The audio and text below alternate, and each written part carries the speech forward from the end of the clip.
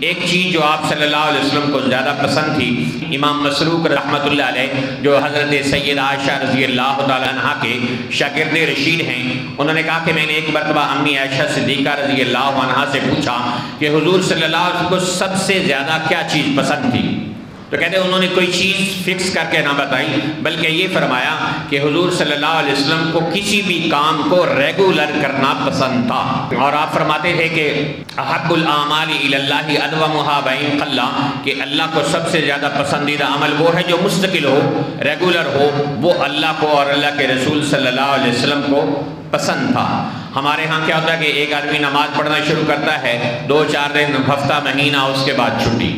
ایک آدمی کو داڑھی رکھنے کا شوق لگتا ہے اور سنت رسول رکھتا ہے، اور 2-4 ہفتے بعد پھر شہادت کا آغاز۔ اور اسی طرح گناہ چھوڑتا ہے ایک آدمی، شراب چھوڑتا ہے، بری محفلیں چھوڑتا ہے، یوٹیوب پر غلط دیکھی جانے والی غلط چیزوں سے توبہ کرتا ہے، پھر دیکھ کے دوبارہ اسی گند کے اندر، اسی دلدل کے اندر دوبارہ دھس جاتا ہے۔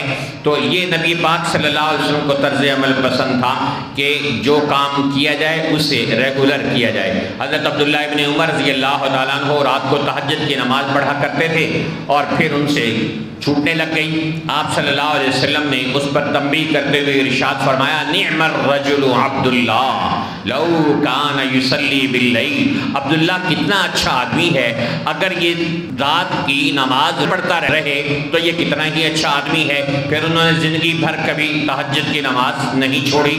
تو یوں نبی پاک صلی اللہ علیہ وسلم کو ہر عمل کو ریگولر کرنا پسند تھا۔